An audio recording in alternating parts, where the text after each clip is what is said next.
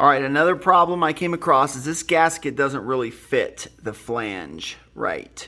The bolts right now are kind of holding it in, but if you notice, it's really offset this way and hangs over on this side. Now I think I can widen this bolt hole and let it slide back this way. If I take this one out, well, rats, I can line up these holes.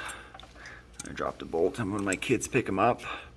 Let me thread this in real quick. It kind of threads in also. I think it would be useful if the gasket holes were a little bit bigger.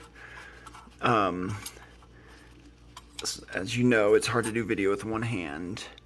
And so now it's perfectly lined up in this hole and in the center, right?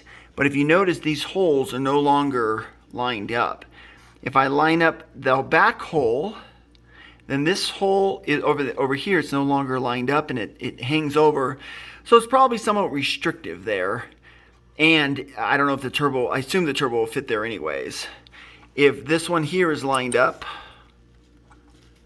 right? I have to thread this thing in anyways because it can't push through the gasket.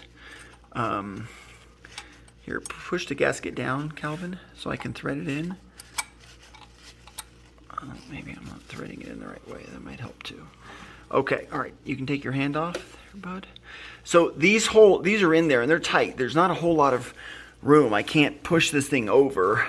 And then that's what it looks like. And then this doesn't exactly fit either. So I'm going to enlarge the holes and make it work, but just something that I thought I would share.